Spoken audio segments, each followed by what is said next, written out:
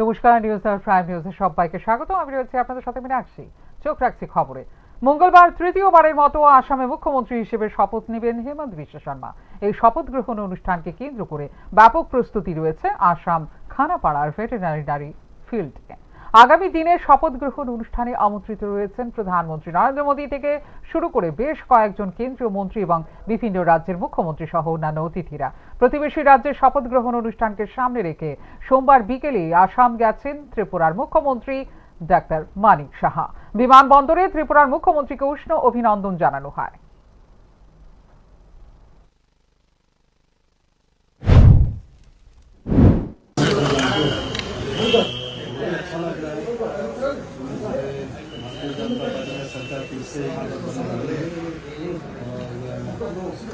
आप जानते हो वेस्ट बंगाल का रिजल्ट तो आपको मालूम है।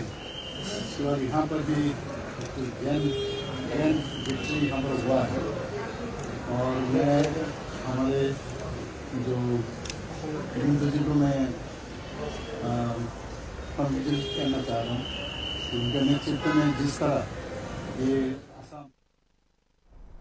গুজরাটের ঐতিহাসিক সোমনাথ মন্দির শুধুমাত্র একটি ধর্মীয় প্রতিষ্ঠান নয়, এই মন্দির ভারতীয় আধ্যাত্মিকতা, সাংস্কৃতিক আত্মমর্যাদা এবং অটুট বিশ্বাসের চিরন্তন প্রতীক। ঐতিহাসিক সোমনাথ মন্দিরের ৭৫তম প্রতিষ্ঠা বার্ষিকী উপলক্ষে অনুষ্ঠিত সোমনাথ স্বাভিমান পর্বে উপস্থিত হয়ে এই কথা বললেন মুখ্যমন্ত্রী অধ্যাপক মানিক সাহা। গোটা দেশের সাথে সোমবার রাজ্যে অনুষ্ঠিত হল গুজরাটের ঐতিহাসিক সোমনাথ মন্দিরের ৭৫ বছর পূর্তি।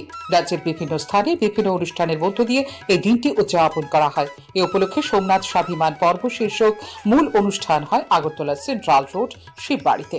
অনুষ্ঠানে উপস্থিত ছিলেন মুখ্যমন্ত্রী সহ অন্যান্য অতিথিরা। অনুষ্ঠানে বক্তব্য রাখতে গিয়ে মুখ্যমন্ত্রী বলেন, গুজরাটের সোমনাথ মন্দির ভারতীয় সংস্কৃতি, আত্মমর্যাদা এবং অটুট বিশ্বাসের প্রতীক। তিনি বলেন, বারবার আক্রমণের পরও এই মন্দির স্বাধীনতার পর ১৯৫১ সালে পুনঃপ্রতিষ্ঠিত হয় এবং সনাতনীদের আত্মমর্যাদার প্রতীক হয়ে টিকে আছে। আমাদের মনে হয় যে একটা ধর্মীয় প্রতিষ্ঠান, সেটা কিন্তু এরকম না। এটা একটা আমাদের আধ্যাত্মিক ঐতিহ্য, তাছাড়া আমাদের একটা সাংস্কৃতিক আত্মমর্যাদা এবং একটা অটুট যে বিশ্বাস, সেই বিশ্বাসের একটা চিরন্তন প্রতীক। আজকে এখানে আমি আসার সময় দেখছিলাম এখানে ১২টি জ্যোতির্লিঙ্গ। সেই দ্বাদশ জ্যোতির্লিঙ্গের মধ্যে কিন্তু প্রথম যে জ্যোতির্লিঙ্গ সেটা হচ্ছে সোমনাথ এবং তার স্থান কিন্তু সর্বপ্রথম। সোমনাথ স্বাভিমান পর্বের অঙ্গ হিসেবে এদিন আগরতলায় অনুষ্ঠিত হয় কলস যাত্রা। আগরতলায় লক্ষ্মীনারায়ণ মন্দির ঘাট থেকে এই কলস যাত্রা শুরু হয় এবং শহরের বিভিন্ন পথ অতিক্রম করে শিববাড়িতে রাজ্য স্তরের মূল অনুষ্ঠান মঞ্চে গিয়ে শেষ হয়। অনুষ্ঠানে মুখ্যমন্ত্রী সহ উপস্থিত ছিলেন আগরতলা পুর নিগমের মেয়র দীপক মজুমদার। ফিরো রিপোর্ট, নিউজ নাও। অতি সম্প্রতি দেশের প্রধানমন্ত্রী জ্বালানির ব্যবহার নিয়ে সতর্কবার্তা রেখেছেন। এই বার্তার রেশ ধরে মুখ্যমন্ত্রীও দিলেন সজাগ এবং সতর্ক থাকার বার্তা। জ্বালানি ব্যবহারে প্রথমে প্রধানমন্ত্রী, এরপর মুখ্যমন্ত্রীর বার্তা নিয়ে দারুণ প্রতিক্রিয়া। এমনিতে বিগত বেশ কয়েক মাস ধরে যুদ্ধকেন্দ্রিক একটা আলোচনা পর্যালোচনা চলছে। এই আবহে অতি সম্প্রতি দেশের প্রধানমন্ত্রী জ্বালানি ব্যবহার কম করার বার্তা রাখার পাশাপাশি যতটা সম্ভব বাড়িতে থেকে কাজ করবার নিদান দিলেন। আক্ষরিক অর্থেই জ্বালানি সাশ্রয়ের দিকে সচেতন হওয়ার আহ্বান রাখেন দেশের প্রধানমন্ত্রী। এই ঘটনার রেশ ধরে নিজের প্রতিক্রিয়া দিতে গিয়ে রাজ্যের মুখ্যমন্ত্রী অধ্যাপক ডাক্তার মানিক সাহা দাবি করেন, যেহেতু প্রধানমন্ত্রী বলেছেন তাই নিশ্চিতভাবে ভেবে চিন্তে কথাগুলো বলা হয়েছে। সার্বিক দিক বিশ্লেষণ করে প্রধানমন্ত্রীর সতর্ক বার্তা অনুসরণ করে রাজ্যের মুখ্যমন্ত্রী নিজেও আমরা যাতে জ্বালানি ব্যবহারের ক্ষেত্রে সজাগ, সতর্ক এবং সচেতন থাকতে পারি সেই বিষয়ে ভূমিকা গ্রহণ করার আহ্বান রাখলেন। माननीय प्रधानमंत्री जी कुछ सोच समझ कर तो क्या कहा होंगे ना, तो ताकि हम लोग अभी तो डिपेंड करता है हम कितना खर्चा करेंगे। तो अगर खर्चा करेंगे तो आपके पास पाइपलाइन में भी तो आना चाहिए ना। तो हॉर्मुज को लेके आप सब जानते हैं दुनिया में बहुत समस्या हो रहा है, तो थोड़ा सा ध्यान, क्योंकि अननेसेसरी इसको खर्चा करना भी ज़रूरी नहीं है। जहाँ पर ठीक है इसको खर्चा करना है तो करना है, लेकिन अननेसेसरी नहीं, एक्सेस नहीं करना है। इसीलिए उन्होंने एक मैसेज रखा है। একদিকে যুদ্ধের দামামা, আরেকদিকে প্রথমে প্রধানমন্ত্রী এরপর মুখ্যমন্ত্রী যখন দিলেন জ্বালানি ব্যবহার নিয়ে সতর্কবার্তা, তখন এটা যে রীতিমতো সাধারণের ভাববার বিষয়ে পরিণত হয়েছে এতে কিন্তু বিন্দুমাত্র সন্দেহের অবকাশ নেই। ব্যুরো রিপোর্ট, নিউজ নাও।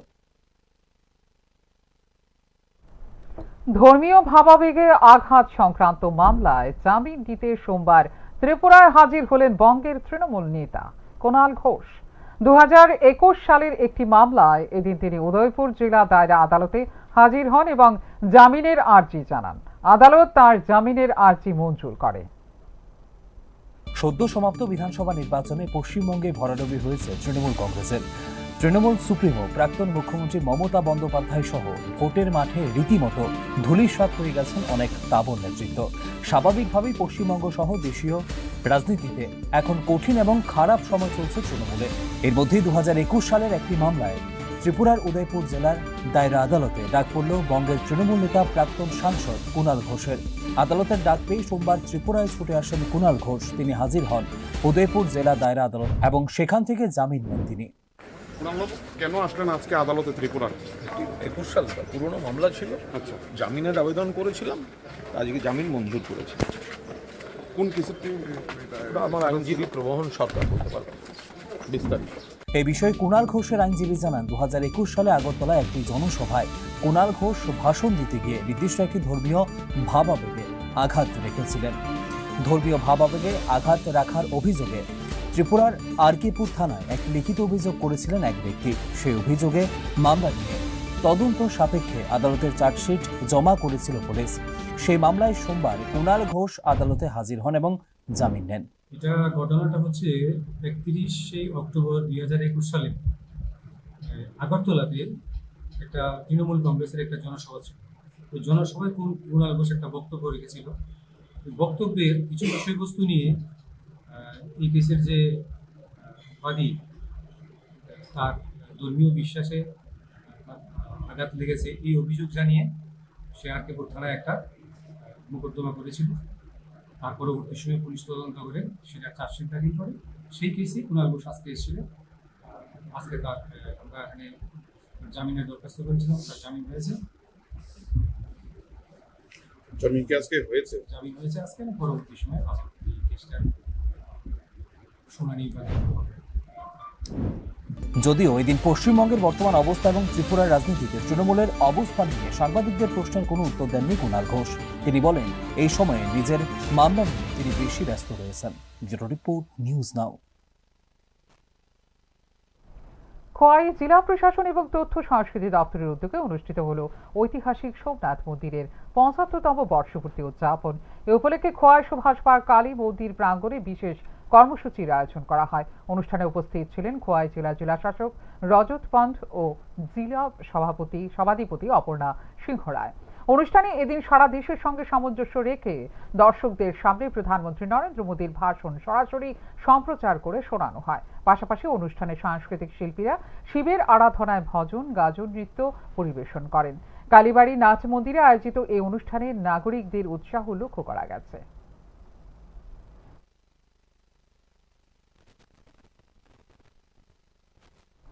অবৈজ্ঞানিক ধারণার বদলে ভবিষ্যৎ প্রজন্মের বিকাশের স্বার্থে বিজ্ঞান ভিত্তিক শিক্ষার উপর জোর দিতে হবে।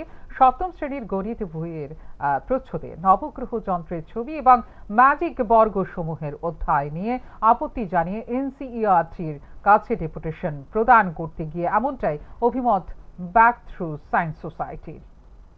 এনসিইআরটি প্রবর্তিত সপ্তম শ্রেণীর গণিত বইয়ের প্রচ্ছদ নিয়ে বিতর্ক তৈরি হয়েছে। মূলত এই প্রচ্ছদে নবগ্রহ যন্ত্রের ছবি এবং ম্যাজিক বর্গসমূহের স্থান পাওয়া নিয়ে রীতিমতো চর্চা চলছে। এরই মধ্যে আজ ব্রেক থ্রু সায়েন্স সোসাইটির ত্রিপুরা চ্যাপ্টার সংশ্লিষ্ট বিষয় নিয়ে প্রতিবাদ সংগঠিত করার পাশাপাশি এনসিইআরটির কাছে সংশ্লিষ্ট অংশসমূহ বই থেকে বাদ দেওয়ার দাবি জানায়। তাদের বক্তব্যে সমর্থন দিতে গিয়ে তারা জানিয়েছেন, মূলত যেভাবে নবগ্রহ যন্ত্রের ছবি এবং ম্যাজিক বর্গসমূহকে উপস্থাপিত করা হয়েছে এটা বাস্তব ভিত্তিক এবং বিজ্ঞান ভিত্তিক তথ্যকে মান্যতা প্রদান করে না। বিভিন্নভাবে গ্রহ এবং উপগ্রহ নিয়ে প্রচলিত বিজ্ঞান ভিত্তিক বক্তব্য তুলে ধরতে গিয়ে সংগঠন এই বিষয়ে ভূমিকা গ্রহণের আহ্বান রাখে। সপ্তম শ্রেণী গণিত বইয়ের প্রচ্ছদে রাহু, কেতু, সূর্য এবং চন্দ্রকে গ্রহ হিসাবে দেখানো হয়েছে। আমরা শুরু থেকেই এর প্রতিবাদে সামিল হয়েছি। আমরা জানি যে রাহু, কেতু এবং সূর্য, চন্দ্র এরা কোনো মতেই আধুনিক বিজ্ঞানের পরিভাষায় গ্রহ নয়, বরং সূর্য হচ্ছে একটি নক্ষত্র, চন্দ্র হচ্ছে পৃথিবীর উপগ্রহ এবং রাহু কেতু এদের কোনো বাস্তবিক অস্তিত্বই নেই। এছাড়া আধুনিক বিজ্ঞানের সংজ্ঞা অনুযায়ী গ্রহের যেই সংখ্যা আছে 8টি, তাদের মধ্যে পৃথিবীও আছে, ইউরেনাস, নেপচুন আছে, যেগুলাকে এই লিস্টের মধ্যে রাখা হয়নি। মূলত এখানে যেটা করা হচ্ছে সেটা হচ্ছে যে প্রাচীন জ্যোতিষশাস্ত্রের অন্তর্গত নবগ্রহের চিন্তাকে এখানে স্বাভাবিকভাবে আমরা যখন বিজ্ঞান ভিত্তিক শিক্ষা প্রচলনের কথা বলি, ঠিক সেই জায়গায় দাঁড়িয়ে যদি অবৈজ্ঞানিক ধারণা পাঠ্যপুস্তকে ব্যবহৃত হওয়ার অভিযোগ সামনে আসে, তাহলে কিন্তু এই বিষয়গুলো গুরুত্ব সহকারে দেখা অত্যন্ত প্রয়োজন, এতে সন্দেহ নেই। ব্যুরো রিপোর্ট, নিউজ নাও। বিদ্যুতের অভাবে 1 মাস ধরে অন্ধকারে ডুবে আছে শান্তিরবাজার মহকুমার কালাপাড়া গ্রাম। কারেন্ট নেই বলে বন্ধ পাম্পের জল পরিষেবা, স্কুলে চলছে না মিড ডে মিল, রাস্তায় নামার হুমকি এলাকাবাসীর। রেল লাইনের মাটির নিচে রয়েছে এলাকার বিদ্যুৎ লাইনের সংযোগ। সেই লাইন বিকল হয়ে দীর্ঘ 1 মাস যাবৎ বিদ্যুৎ সংযোগ বিচ্ছিন্ন গোটা এলাকায়। অন্ধকারে ডুবে আছে গ্রামবাসী। বিদ্যুতের অভাবে মিলছে না পাম্পের পানীয় জল থেকে শুরু করে স্কুল এবং অঙ্গনওয়াড়ি সেন্টারের মিড ডে মিল। ভাবতে অবাক লাগলেও চাঞ্চল্যকর এই অভিযোগ করেছেন শান্তিরবাজার মহকুমার কালাপাড়ার নাগরিকরা। ঘটনায় তীব্র ক্ষোভ তৈরি হয়েছে স্থানীয় নাগরিক মহলে। অভিযোগ, বিদ্যুতের অভাবে পানীয় জলের পাম্প অচল থাকায় পানীয় জলের তীব্র সংকট দেখা দিয়েছে। স্কুলে বিদ্যুৎ না থাকায় মিড ডে মিল রান্না বন্ধ, অভুক্ত থাকতে হচ্ছে স্কুলের পড়ুয়াদের। গরমে হাঁসফাঁস করছে শিশু থেকে বৃদ্ধ। এক কথায় নরক যন্ত্রণায় দিন কাটছে গোটা কালাপাড়ার মানুষের। একইভাবে রেল লাইনের নিচে থাকা বিদ্যুতের লাইন থেকে যে কোনো সময় বড় ধরনের দুর্ঘটনার আশঙ্কা করছেন তারা। আমরা কালাপাড়াতে প্রায় মাসখানিক উপরে হয়ে গেছে এই কারেন্টের সমস্যা, জলের সমস্যা বলতে কারেন্টের পুরো সমস্যা দেখে জলের পুরো সমস্যা। আমরা এখানে শুধু কালাপাড়াতে জলের সমস্যা তা এটা না, আবার রেল ডিপার্টমেন্টেরও একটা সমস্যা পড়ে যাবে বড় ধরনের একটা, যে রেলের জয়েসের নিচে থেকে তারটা যেটা পাসিং করে রেল হয়ে গেছে, এই পাসিংয়ের এখানে ভিতরে এই তারটা কিছু লিক আছে, ক্রস আছে, কারেন্ট সারলেই এখান থেকে বাজির মতো একটা শব্দ টমটম করে ফুটে। কোনো রকমের যদি জয়েসে যদি কোনো রকমের যদি কোনো প্রকারের টাচ যদি হয়ে যায়, পুরা রেল রাস্তায় পুরো একদম কারেন্টের শর্ট হয়ে যায় পুরা। অবিলম্বে এলাকায় বিদ্যুৎ পরিষেবা সঠিক না হলে রাস্তায় নেমে আন্দোলনের হুমকি দিয়েছেন নাগরিকরা। ব্যুরো রিপোর্ট, নিউজ নাও। দীর্ঘ 5 মাস ধরে জলের সমস্যা চলছে। গাড়ি দিয়ে জল সরবরাহ করা হলেও প্রয়োজন মিটছে না। দিনের পর দিন দাবি উঠছে স্থায়ী সমাধানের। অবশেষে দল বেঁধে রাস্তা অবরোধ করে জলের সমস্যা সমাধানের দাবি। ঘটনা উদয়পুর মহকুমার অন্তর্গত বন্তুয়ার এলাকাতে। রাজ্যের বিভিন্ন জায়গায় পানীয় জলের দাবিতে অবরোধ সংগঠিত হওয়া যেন নিত্যদিনের ঘটনায় পরিণত হয়েছে। একই রকমভাবে আজ দেখা গেল গোমতী জেলার উদয়পুর মহকুমার বন্দোয়ার এলাকার ছাত্রইফাং জনপদে প্রমিলা বাহিনীরা সম্মিলিতভাবে পানীয় জলের দাবিতে রাস্তা অবরোধ করে প্রতিবাদ করতে থাকে। তাদের দাবি হচ্ছে, দীর্ঘ 5 মাসের বেশি সময় ধরে জলের সমস্যা চলছে, তবে কর্তৃপক্ষ ব্যবস্থা করছে না। তারা আরও জানায়, গাড়ি দিয়ে জল সরবরাহ করা হচ্ছে, তবে প্রয়োজনের তুলনায় অনেকটাই কম। এই জায়গায় দাঁড়িয়ে তারা বাধ্য হয়ে অবরোধে সামিল হয়েছে। বক্তব্য এমনটাই। কয়দিন কিনে খাইবে জল? হ্যাঁ, আমরা দিনে মজুরি কাজ করি, আমরা কয়দিন কাজ করতে জল কিনে খাইবো? এটা সিনটেছে আমরা 70-70 টাকা এটাকে কিনে খেতে পারবো। 5 মাস ধরে জল পাই না। কয় বার তাসে পড়তে রিপোর্ট দিছে, আমরা কিছু করে না। শুধু এক গাড়ি দিয়ে জল দিব, 2 দিন করতে দিয়ে কিটা করব? এই আজকে আমরা ঠিক করে দিলে আবার এক সপ্তাহ তারা কাছে আয়া দেখো হইবো আর ইরে আর হইতো না। 1 বছর 2 বছর ধরে আছে এরকম। এটা পুরো ঠিক হয়ে যায় নাকি? এখানে উল্লেখ করা প্রয়োজন, দীর্ঘক্ষণ অবরোধ চলার পরিপ্রেক্ষিতে যানজট তৈরি হয় এবং জনদুর্ভোগ চরমে পৌঁছে যায়। যদিও একটা সময়ে ঘটনার খবর পেয়ে উদয়পুরের DWS দপ্তরের আধিকারিক শান্তনু কুমার দাস সহ পুলিশ প্রশাসনের এবং সাধারণ প্রশাসনের অন্যান্য শীর্ষ ব্যক্তিরা ঘটনাস্থলে উপস্থিত হয়ে ব্যবস্থা গ্রহণের ব্যাপারে উদ্যোগী হবেন এই আশ্বাস প্রদান করলে অবরোধ মুক্ত হয় সড়ক। ব্যুরো রিপোর্ট, নিউজ নাও। দায়িত্ব নেওয়ার পর থেকে বনদস্যুদের বিরুদ্ধে সক্রিয় রয়েছেন বিশালগড়ের এসডিএফ ও ঈশান লাল। এবার ঈশান লালের নির্দেশে অভিযান চলল। মধুপুর আনন্দ চৌমুহনীতে উদ্ধার হলো বেআইনি কাঠের মিল এবং প্রচুর বনজ সম্পদ। সোমবার বন দপ্তরের অভিযান হলো সিপাহীজলা জেলার মধুপুর আনন্দ চৌমুহনীতে। অভিযানে উদ্ধার হয় বেআইনি কাঠের মিল সহ বিপুল পরিমাণ চোরাই কাঠ। আনন্দ চৌমুহনীর গভীর জঙ্গলে দীর্ঘদিন যাবতই কাঠের মিল বসিয়ে বেআইনিভাবে বনজ সম্পদ কেটে কালোবাজারি করছিল বনদস্যুরা। অবশেষে সোমবার গোপন খবরের ভিত্তিতে অভিযানে বনকর্মীরা এই সাফল্য পায়। এই দিনের অভিযানে বহু লক্ষ টাকার বনজ সম্পদ উদ্ধার হয়। সকালবেলা একটা গোপন সংবাদে আমার কাছে খবর আসে যে মধুপুর আনন্দ চৌমুহনী এলাকায় একটা বেআইনি শ্রমিক চলছে। তাই আমার সহপাঠীদের নিয়ে আমরাও সেখানে গিয়ে পৌঁছানোর পরে দেখি একটা শ্রমিক চলছে। আমরা তৎক্ষণাৎ শ্রমিকটাকে আটক করি এবং সাথে কিছু কাঠও আমরা সিজ করি। তো যার বাজার মূল্য সবগুলি মিলে প্রায় 2 থেকে 2.5 লাখ টাকা হবে। বিশালগড়ের সাব ডিভিশনাল বন আধিকারিক তথা এসডিএফও ঈশান লালের নির্দেশে চুরিলাম ফরেস্ট অফিস থেকে এই অভিযান সংগঠিত হয়। ব্যুরো রিপোর্ট, নিউজ নাও। হাসপাতালের পাশেই রয়েছে জেলার মুখ্য স্বাস্থ্য আধিকারিকের কার্যালয়, কিন্তু তারপরও 8 দিন যাবৎ বন্ধ হাসপাতালের সিটি স্ক্যান পরিষেবা। গোমতী জেলা হাসপাতালের এই দুর্বল ব্যবস্থাপনায় অসন্তোষ তৈরি হয়েছে ভুক্তভোগী মহলে। স্বাস্থ্য পরিষেবা ভেঙে পড়ার অভিযোগ উঠেছে গোমতী জেলা হাসপাতালে। অভিযোগ গত 8 দিন যাবৎ হাসপাতালে বন্ধ রয়েছে সিটি স্ক্যান পরিষেবা। আউটডোরে সঠিকভাবে রোগী দেখছেন না একাংশ চিকিৎসক। কখনো চলছে বিদ্যুৎ বিভ্রাট, কখনো যান্ত্রিক ত্রুটির অজুহাতে বন্ধ রাখা হচ্ছে বিভিন্ন বিভাগের পরিষেবা। সব মিলিয়ে হাসপাতালের পরিষেবা নিয়ে অসন্তোষ তৈরি হয়েছে দূর দূরান্ত থেকে আগত রোগী এবং তাদের আত্মীয় পরিজনদের মধ্যে। বিশেষত বর্তমান সময়ে সিটি স্ক্যান পরিষেবা অচল থাকায় সাধারণ পরিবারের রোগীদের প্রচন্ড অসুবিধায় পড়তে হচ্ছে। গত 2 মে হাসপাতালে সিটি স্ক্যান পরিষেবা বন্ধ থাকলেও পরিষেবা প্রদানকারী বেসরকারি সংস্থা সঞ্জীবনীর কর্মকর্তাদের কোনো হেলদোল নেই। ফলে সাধারণ মানুষের দুর্ভোগ নিত্যদিনের ঘটনা হয়ে দাঁড়িয়েছে। সিটি স্ক্যান পরিষেবা বন্ধ হয়ে থাকলেও ঠিক কী কারণে এটি বন্ধ আছে তা নিয়ে স্পষ্ট কোনো উত্তর দিতে পারছেন না সংশ্লিষ্ট কর্মীরা। সিটি স্ক্যান হইতাছে না, সিটি স্ক্যান এখন হইতাছে না যান্ত্রিক ত্রুটির কারণে। মানে মেশিন খারাপ আছে। কতদিন ধরে পরিষেবা বন্ধ? 2 তারিখ থেকে নষ্ট আছে। তো এটা তো মানে গোমতী জেলা হাসপাতাল, তো এখন তো রুগীরা ফিরে দিতেছে। তো আপনারা কবে ঠিক হইব বা কেন ঠিক হইতেছে না কিছু জানেন? হয়ে যাবে 2-3 দিনের মধ্যে হয়ে যাবে ঠিক। না, যেদিন 2 তারিখ থেকে যখন নষ্ট তখনও তো 2-3 দিনের মধ্যে ঠিক হইব কোয়া হইতাছে। সেই 2-3 দিন কবে শেষ হইব? ইঞ্জিনিয়ার এসেছে, কাজ চলছে।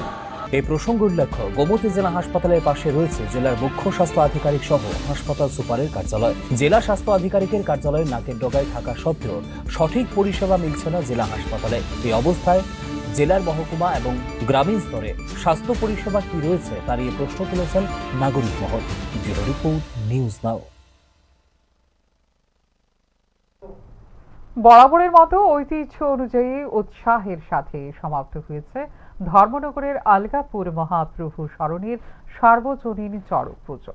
3 দিনের এই আয়োজনের সমস্ত অংশের সদর্থক মিল বন্ধন পরিলক্ষিত হয়েছে। আয়োজক কমিটির কৃতজ্ঞতা থাকলো সকলের প্রতি।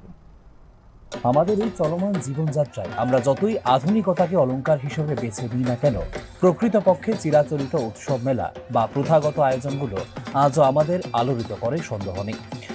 আধুনিক চাকচিক্যময় আয়োজনের তুলনায় কোনো অংশেই যে আমাদের চলমান আয়োজনগুলো কম নয় এর প্রমাণ আরও একবার পাওয়া গেছে উত্তর ত্রিপুরা জেলার ধর্মনগরের আলগাপুরে।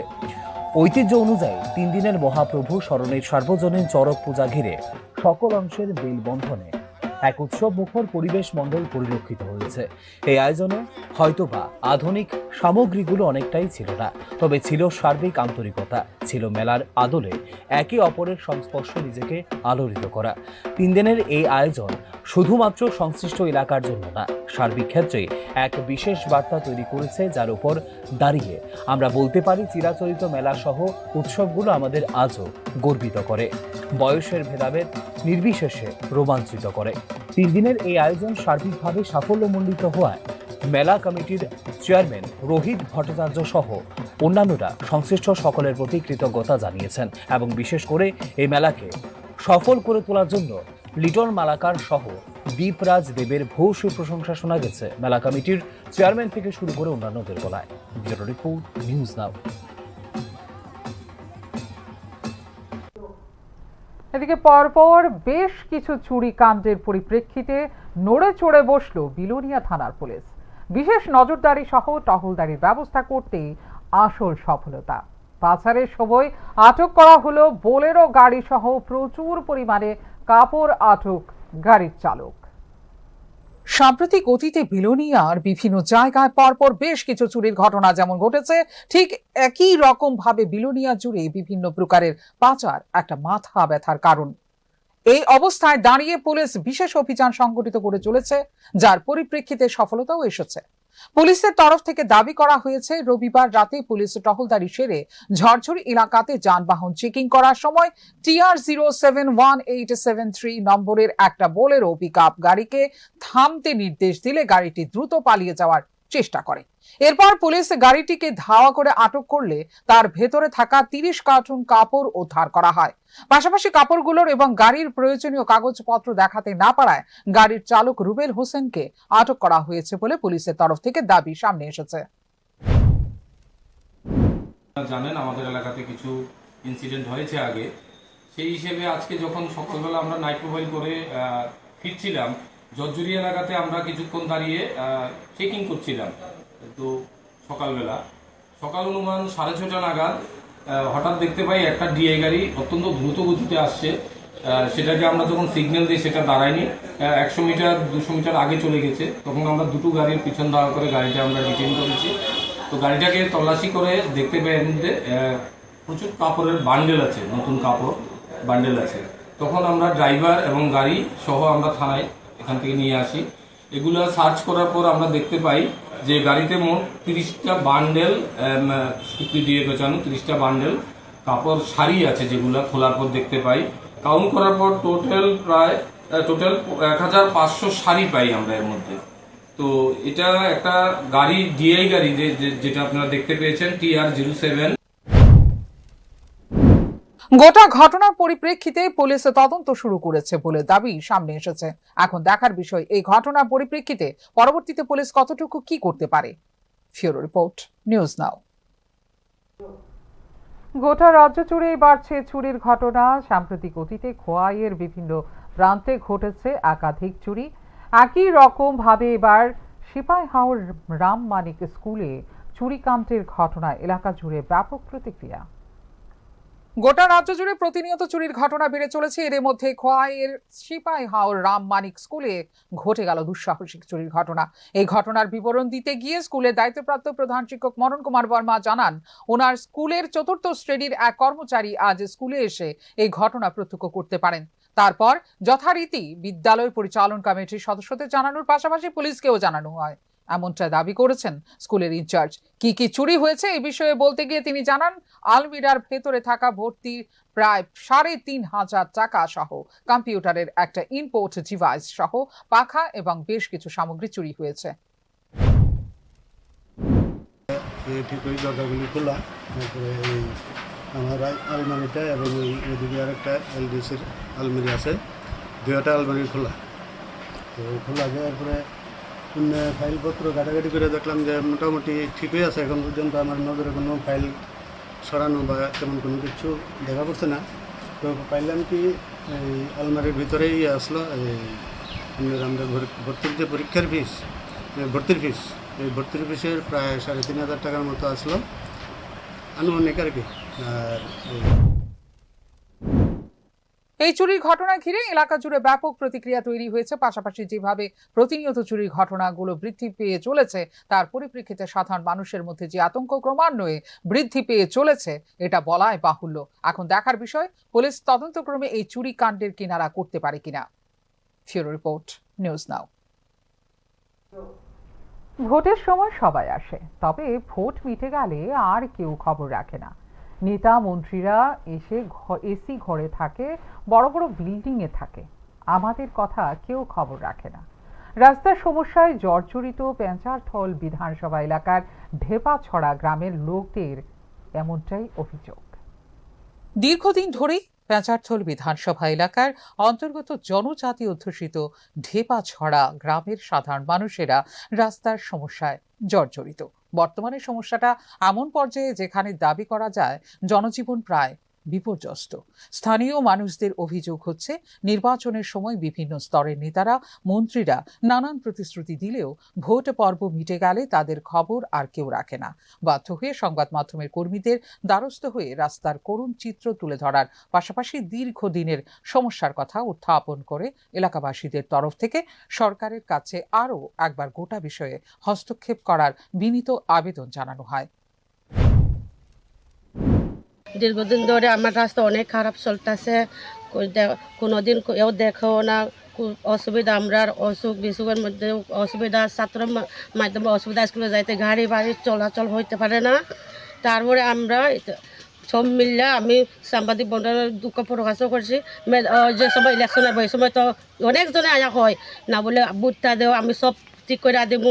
এটা সব যখন ইলেকশন ফাড়াবো আর কেউ আয়া দেখেনি, কেউ দেখে না। আমরা কষ্ট দুঃখ বুঝেনি। যারা নেতা তারা তো এসি রুমে ঘুমাইতেছে, বড় বড় বিল্ডিংয়ে ঘুমাইতেছে। আমরা গ্রামের মানুষ কীরকম চলাফেরা করতেছে, কি হয়েছে না হয়েছে তারা তো আয়া কোনোদিন দেখেও না, দুঃখ কষ্ট বুঝেও না। এটা লাগে আমরা সরকার থেকে মিনতি করি, যদি আয়া একটু দেখে আমরা রাস্তা যদি একটু ভালো করে দেয়। এখানে উল্লেখ করা প্রয়োজন, পেঁচারথল বিধানসভা হচ্ছে রাজ্যের শিল্প এবং বাণিজ্য দপ্তরের মন্ত্রী শান্তনা চাকমার নির্বাচনী এলাকা। এখন দেখার বিষয় মন্ত্রীর নির্বাচনী এলাকার সাধারণ মানুষদের রাস্তা সম্পর্কিত দুর্ভোগ কবে শেষ হয়। ফিউরো রিপোর্ট, নিউজ নাও। এনএসএস স্বেচ্ছাসেবীদের 2 বছরের টিফিনের টাকা এবং প্রোগ্রাম অফিসারের ব্যক্তিগত খরচের সঞ্চয় থেকে একটি স্থায়ী যাত্রী প্রতীক্ষালয় তৈরি করল গন্ডাছড়া দ্বাদশ শ্রেণী বিদ্যালয়ের এনএসএস ইউনিট।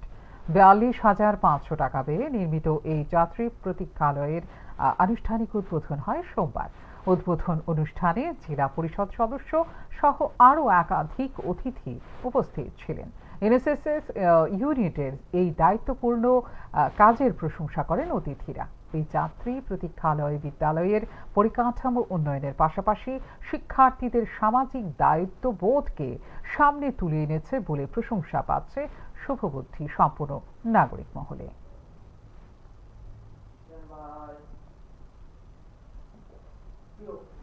নিয়মিতকরণ সহ 5 দফা দাবিতে সোমবার সালেমা ব্লকের বিডিওর কাছে ডেপুটেশন তুলে দিল all Tripura MGNREGA employees welfare association ভিডিওর মাধ্যমে নিজেদের দাবি তুলে ধরেছেন। রাজ্য সরকারের কাছে কর্মচারী নেতৃত্ব বলেন তারা যে বেতন পাচ্ছেন তাতে বর্তমান সময়ে টিকে থাকার খুবই কষ্টকর। রেগা কর্মচারীদের রেগুলারাইজেশন করা সহ বেতন ভাতা ব্যক্তির দাবি জানিয়েছে অ্যাসোসিয়েশন।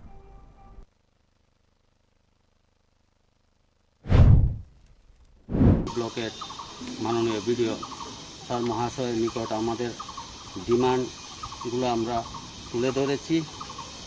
বিশেষত ডিমান্ডের মধ্যে ছিল আমাদের রেগুলারাইজেশন করা এবং আমাদের যে বেতন পরিকাঠামো সেটা উন্নত করা, যাতে যে বেতনটা আমরা পেয়ে থাকি সেটা বর্তমান সময়ের সঙ্গে চলা খুবই কঠিন। তাই আমাদের মূল দাবিগুলোর মধ্যেও বেতন পরিকাঠামোটা যাতে বর্ধিত হয়।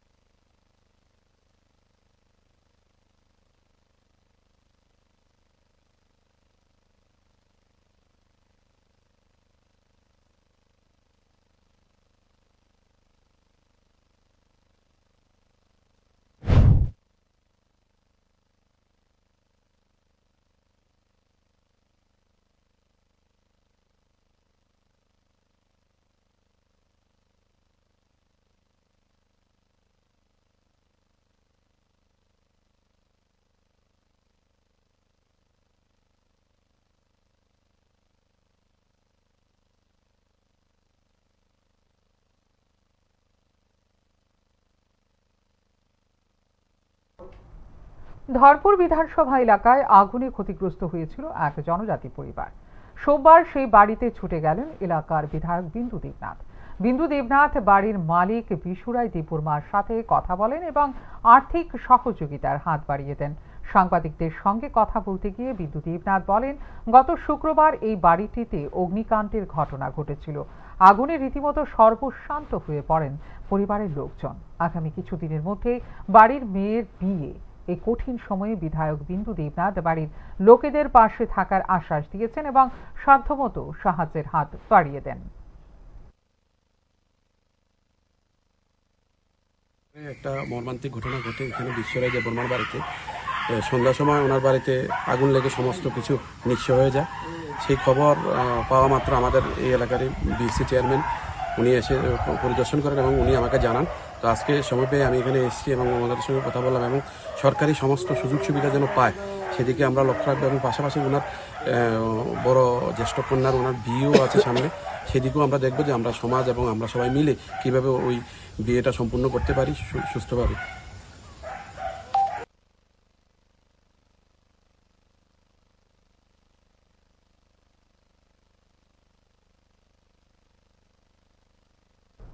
এখনকার মতো এই মুহূর্তে সংবাদ এই পর্যন্ত। অন্যান্য আপডেটস দেখার জন্য অবশ্যই নজর রাখতে হবে নিউজ নেওয়ার পর্দায়। নমস্কার, শুভরাত্রি।